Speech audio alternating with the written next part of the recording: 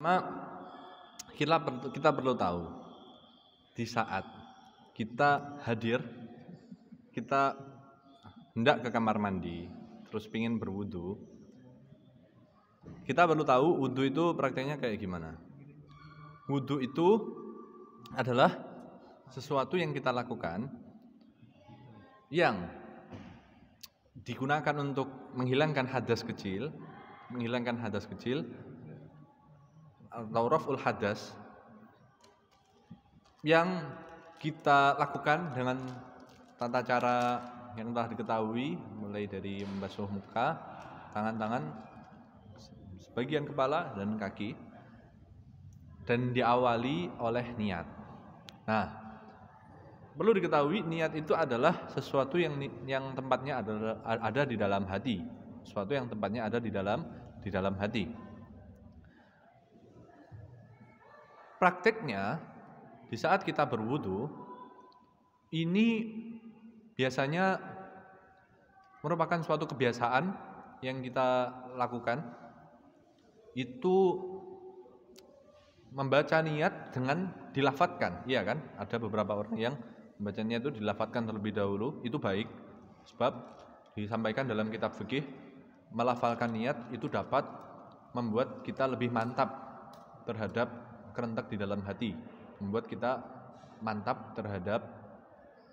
semakin mantap terhadap niat yang kita terapkan di hati. Itu adalah fungsinya melafalkan niat. Nah, sekarang bagaimana seseorang kok melakukan wudu itu di kamar mandi? Maka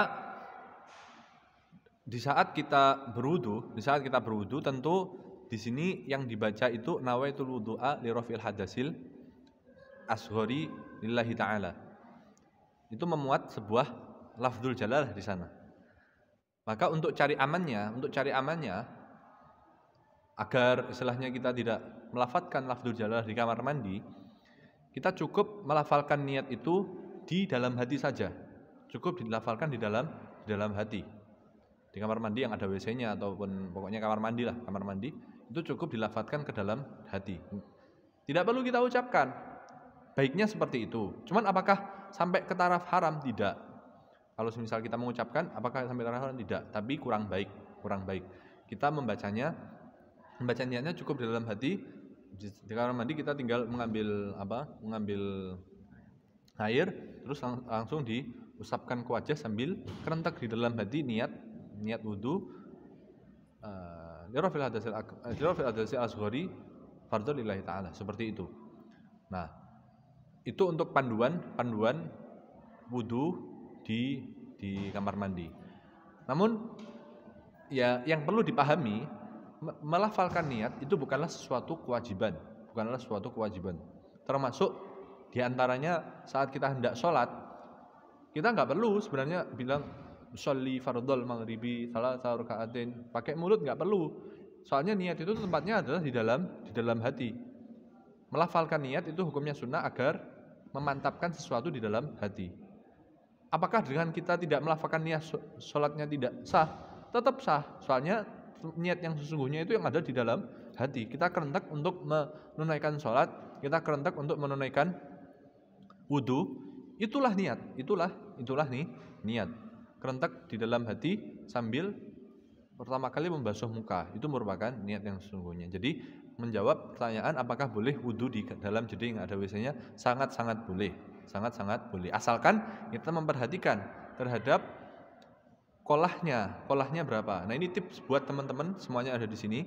Kalau semisal kita mendapati kamar mandi dengan kolah atau bak yang kecil, kalau yang besar kita dengan bebas boleh untuk memasukkan tangan kita terus diusapkan ke wajah segala macam sampai selesai wudu, asalkan air itu tidak berubah karena najis, enggak masalah. Tapi kalau semisal airnya sedikit, kolahnya itu kecil, katakanlah baknya itu kecil, tidak sampai mencapai 2 kolah. 2 kolah itu saya lupa sekian ratus liter, pokoknya itulah ada takaran liternya. Tips untuk berwudu dengan kolah yang sedikit, kita manfaatkan gayung. Gayung itu kita ambil lalu kita siramkan ke wajah. Dengan ini kita berwudu dengan air yang mengalir. Berwudu dengan air yang mengalir. Lain ceritanya kalau semisal kita dengan air yang sedikit terus kita mencelupkan tangan kita terus diusapkan ke wajah gitu. Ini akan membuat apa? Ini akan membuat air yang digunakan untuk berwudu itu menjadi air yang mustakmal, air yang telah digunakan menghilangkan hadas kecil. Wudu kan kita menghilangkan hadas kecil kan? Iya kan? Hadas kecil kentut, hadas kecil habis buang air kecil dan seterusnya. Nah, dengan kita kok menggunakannya dengan cara menyelupkan tangan kita terus ada sisa air tersebut, maka itu akan menjadi sebuah air yang mustakmal. Nah, terus kalau terlanjur gimana? Yang sudah saya pernah melakukan seperti itu. Nah, kalau gitu nanti bisa kita arahkan ke pendapat yang mengatakan tetap boleh. Tapi sebagai edukasi bahwa tips untuk berwudu dengan air yang sedikit yang ada di kolah jeding, yang enggak sampai 2 kolah, yang enggak sampai takaran sekian ratus liter, itu caranya adalah kita ambil gayung terus diusapkan baru disiramkan ke muka seperti itu. Makanya ya mohon maaf banget sebelumnya. Dulu kan sempat ribut di saat dulu pemilihan terus pernah dipertontonkan di televisi atau mungkin di kanal YouTube dan seterusnya, berwudunya salah satu wakil calon presiden itu pakai gayung terus tangannya dimasukkan. Nah, ini dalam konsep fikih sebenarnya bermasalah. Karenanya kita sebagai orang yang ngerti, kalau dengan kolah yang sedikit itu langkahnya dengan cara disiram saja. Dengan ini airnya akan mengalir seperti itu.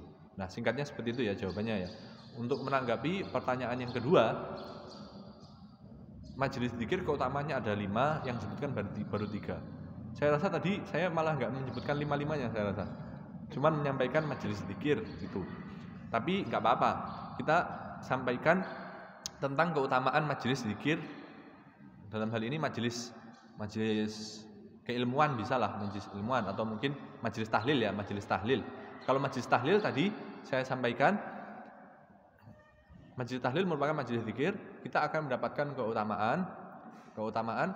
Pertama, kita dapat berkumpul bersama dalam majelis kebaikan. Itu satu. Kedua, ini mengulang yang tadi. Kedua, kita membaca tahlil. Kita bikin 5 enggak apa-apa wis. Kita membaca tahlil, membaca la ilaha illallah. Itu kan sama Rasulullah disampaikan ada pahala yang melimpah seorang kok membaca la ilaha illallah. Kedua, kita membaca sholawat. Seorang kok dia membaca sholawat, sallallahu ala Muhammad, itu sama Allah akan diberikan 10 rahmat. Untuknya. Satu rahmat itu sudah bisa dibilang pahalanya melebihi apapun. Maksudnya kenikmatannya atau kebaikannya melebihi apapun. Nah, ini kita dikasih 10. Bacanya enggak cuma sekali tahlil itu, baca sholawat berkali-kali. Makanya enggak heran kalau banyak sekali para kiai-kiai kita menyarankan untuk membaca sholawat setiap harinya. Dan asalkan kita tahu siri daripada sholawat itu dapat membuat rezeki kita semakin lancar. Atau bahasa Arabnya jalbur rizki. Membaca sholawat itu dapat jalbur rizki, menarik rizki. Kita baca pelan-pelan, sallallahu ala Muhammad, seperti itu. Kita terapkan setiap hari. Kalau saran orang tua saya 1 hari 1000 kali kan, sambil bertasbih, itu mungkin cuma butuh waktu 30 menit atau mungkin berapa lah. Itu khasiatnya bisa untuk jalbur rizki juga. Nah, terus kita dalam majelis tahlil, dalam majelis zikir, ini akan sambung silaturahim juga. Orang yang menyambung silaturahim itu ganjarannya besar. Seperti itu. Dan juga kebetulan ya, kemarin saya pas waktu musyawarah Fathul Qorib itu ada sebuah keterangan seperti ini. Kok keterangan di kitab Bajuri itu disampaikan seseorang yang setiap harinya biasa bercengkrama dengan temannya atau mungkin kerabatnya dan seterusnya, kok suatu hari dia memutus memutus hubungan tersebut, memutus tali silaturahim tersebut, maka ia termasuk di antara orang-orang yang berdosa, sebab ia telah melakukan sebuah tindakan apa? Qat'ur rahmi seperti itu. Nah, kembali ke permasalahan tahlil ini, permasalahan tahlilan. Dengan tahlilan itu juga biasanya kita bersedekah melalui it'amut ta'am, memberi makan kepada orang-orang. Ini kan juga pahalanya melimpah. Bayangkan, kita kasih makan ke orang lain ya, kita kasih makan ke orang lain. Terus akhirnya dimakan oleh para hadirin, ya kan? Dimakan oleh para hadirin, ibu-ibu, bapak-bapak. Terus setelah itu terus para ibu-ibu atau para bapak pulang ke rumah, dia sholat, dia istilahnya ya melakukan kebaikan-kebaikan dan seterusnya. Ini istilahnya kita juga akan dapat ganjaran dari hasil kita memberi makan kepada beliau-beliau, sebab makanan yang kita berikan digunakan untuk beribadah seperti itu. Itu merupakan suatu ganjaran lagi. Dan aslinya masih banyak lagi kelebihan-kelebihan yang akan kita dapatkan saat kita mengikuti majelis-majelis seperti itu. Ya tinggal dihitung saja kebaikan apa saja yang ada di sana. Nah, kurang lebih seperti itu. Semoga bisa mencerahkan. Tapi ya itu tadi ya, pokoknya sebuah tindakan majelis tahlil rutinan seperti itu segala macam ini disepakati bolehnya, sebab tidak ada mahdzurun syar'i, tidak ada larangan syar'i di sana. Justru banyak yang sesuai dengan tuntunan syariat. Kita sama-sama mengajak teman-temannya untuk sama-sama baca sholawat, untuk sama-sama baca tahlil. Kalau semisal nggak mendatangi majelis tersebut, ini kan yang awalnya orang nggak pernah baca tahlil segala macam, akhirnya nggak pernah baca sama sekali. Dengan kita mengajak mereka, kita membuat mereka membaca tahlil, membaca sholawat, kita juga akan dapat pahala. Seperti itu kurang lebih, semoga bisa mencerahkan. Alhamdulillah.